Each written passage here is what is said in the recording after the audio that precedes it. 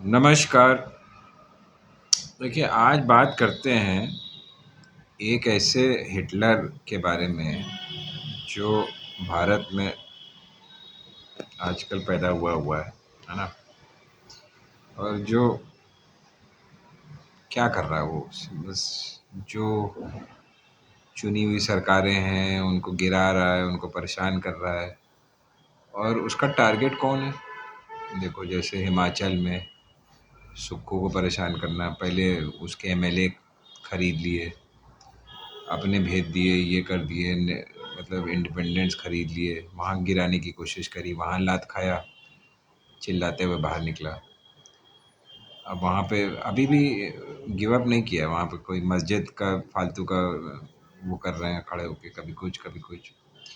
कर्नाटका में सिद्धारमैया के पीछे पड़ गए, वो जो इनका चोर गवर्नर है ना, खरीदा हुआ, जो भेजा है, उसके थ्रू नोटिस इशू करा दिया, इंक्वायरी ये करनी है, वो करनी है। वो हाई कोर्ट में मामला चल रहा है। और झारखंड में हेमंत हेमंत सोरेन को पलटाने की कोशिश करी, उसने रिज़ाइन भी किया, फिर बेल मिल गई। हाई कोर्ट ने बहुत तगड़ा फैसला दिया, सुप्रीम कोर्ट से भी डिसमिस हो गया वो। He was sworn in again as chief minister, फिर से बन गया। तो अब ये इसका रवैया है। केजरीवाल को तो खदेड़े पड़ा है ना, जब जब देखा कि भैया नहीं हरा पा रहे हैं। अब देखो, अब मैं बात ये नहीं कर रहा हूँ, मैं ये तो कह ही रहा हूँ कि इन सब ऑपोजिशन पार्टीज को ही टारगेट करता है, ठीक है। अपनी पार्टी के जितने हैं वो तो भैया बिल्कुल दूध के धुले हैं। तो अब ऐसा है ना कि उस आदमी के कैरेक्टर के बारे में बात करना तो बेकार है, सबको पता है, इसीलिए लोग थूक रहे हैं उसके ऊपर। अब कुछ थूक जो है इनके, जो आसपास जो इनके हेल्पर्स हैं वो बटोर रहे हैं और अपने ऊपर लपेट रहे हैं। अब मैं उनका नाम लेके उनको और गिराना नहीं चाहता हूँ, पहले ही गिरे हुए हैं। दिख रहा है आपको सब, कौन कौन अपने ऊपर थूक ले रहे हैं इसकी।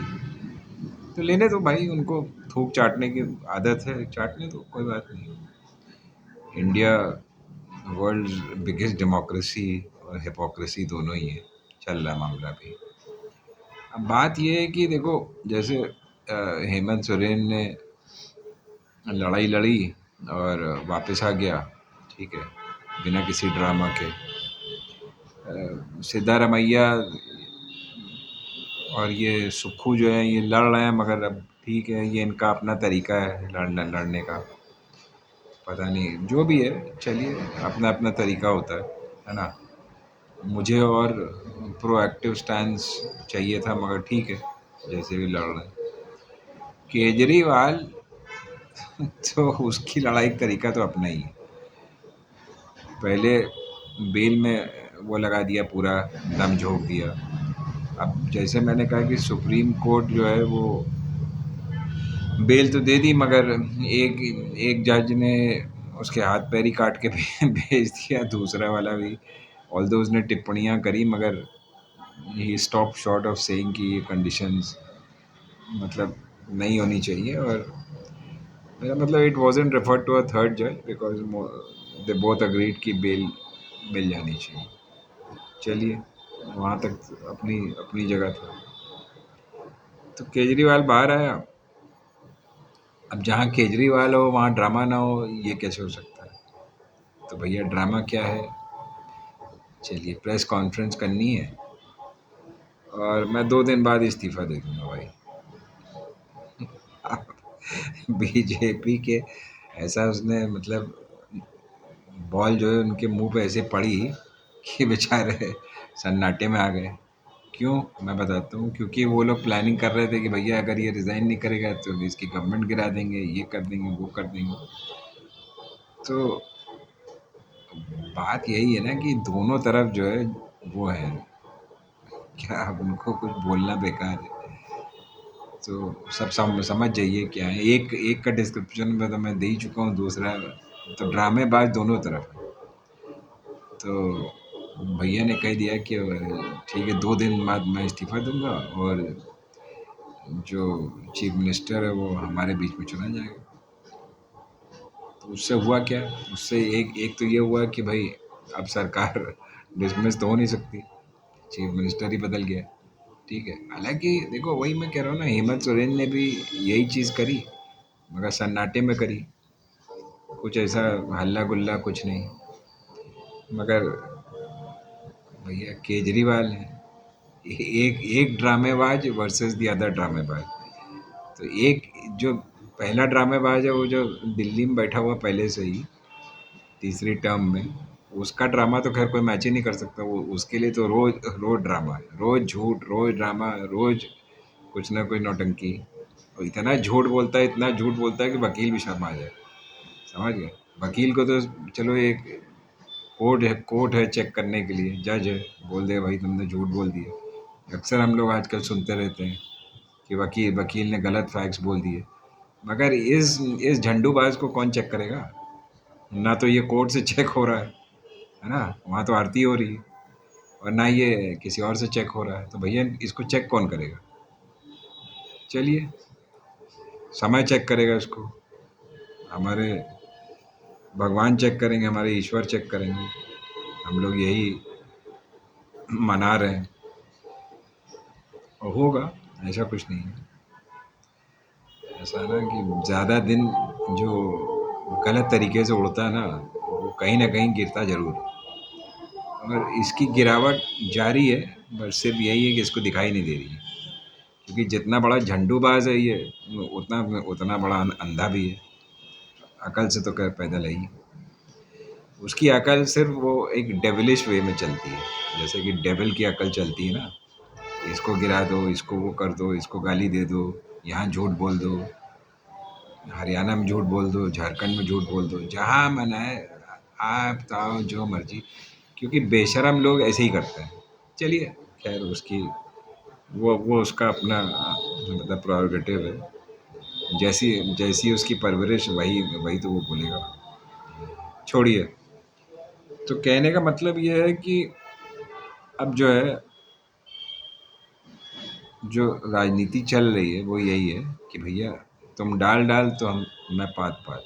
ठीक है, और कांग्रेस वालों को भी मैं यही सलाह दूंगा कि भैया थोड़ा सा जाग जाओ, क्योंकि ये हमेशा मैंने देखा है सोते हुए मिलते हैं, प्रोएक्टिव नहीं है। इनको इनको सबसे पहले तो एक सेल बनाना चाहिए जिसमें कुछ प्रोएक्टिव लोग हों, जो उसका नाम ही होना चाहिए कि मतलब प्रोएक्टिव सेल, जो इनको एक थिंक टैंक बनाना चाहिए। और बुढ़े हटा दो उसमें से, मैं बता रहा हूँ, बिल्कुल हटा दो, टोटली। समझ गए? एक यंगस्टर्स का थिंक टैंक बनाओ जो तुमको बिल्कुल तरोताज़ी जो है, how to fight the war, वो समझाते रहे। प्यार से लड़ना है, मोहब्बत से लड़ना है, वो कोई बात नहीं, वो बहुत ट्राइड एंड टेस्टेड तरीका, वो उसी से लड़ो।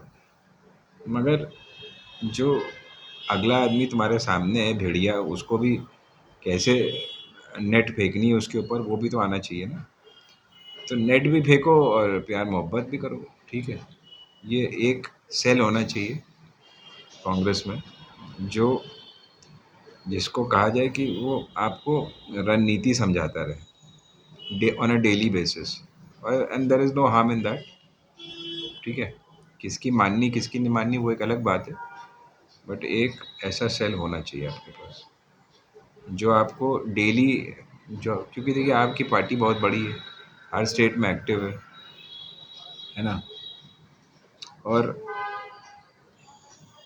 एक चीज़ और है कि जो भी आप प्रभारी अपॉइंट करते हैं, वो हर स्टेट में जा जाके उसको उसको लगातार दौरे करते रहना चाहिए, सिर्फ इलेक्शन के टाइम पे झूलते हुए नहीं आना चाहिए। तो you should be active through out. बहुत से लोग हैं, अब मैं उनका नाम नहीं लेना चाहता, जो एक्टिव थ्रू आउट हैं। ठीक है, रहते हैं, जाते हैं, उनकी मीटिंग्स होती रहती हैं, they are monitoring everything, very good. और उन्हीं स्टेट्स में देखिए रिजल्ट भी मिलता है अल्टीमेटली, कहाँ पे क्या चल रहा है उसकी मॉनिटरिंग बहुत ज़रूरी है, कि जो आपने स्कीम्स बना के दी हैं वो इम्प्लीमेंट हो रही हैं, और नहीं हो रही हैं तो क्यों नहीं हो रही हैं, फंड्स का क्या एलोकेशन है, डेवलपमेंट पे कितनी स्कीम्स हैं, और वहाँ पे मतलब जो निवेश का क्या पोजीशन है, मतलब एग्रीकल्चर का क्या पोजीशन है, मतलब इंडस्ट्रियलाइजेशन हो रहा है नहीं हो रहा है, लोगों की पल्स क्या है, ये सब जो है एक रेगुलर वे में होते रहने चाहिए। भले आप वहाँ पे पावर में है नहीं है वो अलग बात है, पावर में है तो और भी तगड़े तरीके से होना चाहिए, नहीं है तो उससे भी तगड़े तरीके से होना चाहिए। तो और दूसरी बात ये होनी चाहिए कि जो भी रिपोर्ट्स मिले हैं उसके ऊपर अमल होना चाहिए। ये नहीं कि अबे दूसरी एक बात और है कि अब जैसे देखिए, अभी आपने हरियाणा में भी इलेक्शन का जो भी कैंडिडेट्स का चुनाव किया, ठीक है लास्ट मिनट तक आप रोके रहे, मगर आप ज़मीनी उस पे जाके देखते क्यों नहीं है? खुद नहीं जा सकते, चलो यंगस्टर्स, वही तो मैं कह रहा हूँ, ऐसी टीम होनी चाहिए यंगस्टर्स की आपकी जो वहाँ जाके पता करें कि भैया एक्चुअल कैंडिडेट है कौन। ठीक है, जो जिताऊ कैंडिडेट है एक्चुअल कैंडिडेट जिसकी, अरे यार एक रिपोर्टर चला जाता है उसको मिनटों में पता चल जाता है कि किसके साथ पब्लिक खड़ी है, तो आप नहीं भेज सकते किसी को भी। ज़रूरी है कि कोई मतलब आपको एक दो तीन बुड्ढे मिल करके आपको एक नाम सुझाएंगे और उसको आप आगे करेंगे और फिर बाद में मतलब कोई रिबेलियन होगा, ऐसा क्यों होता है? अरे hardly takes a day, not I mean एक दिन का काम है। दो तीन लोग आपके यंगस्टर पहुंचेंगे और इधर उधर थोड़ी छानबीन करेंगे, मिनटों मिनटों में पता चल जाता है आपको कि भैया किसको टिकट देनी है, क्या करना है, कौन आगे बढ़ रहा है कौन पीछे है, क्या माहौल है क्या पल्स है। ठीक है, और कोई फर्जी तरीका नहीं, बिल्कुल सही तरीके से होगा। तो ये सब पे सोचने की ज़रूरत है सबको। और ठीक है चलिए फिर, अब इंटरेस्टिंग टाइम्स हैं, बाकी क्या हो रहा है क्या नहीं हो रहा उस पर और भी बात करेंगे आगे। जय हिंद, जय भारत।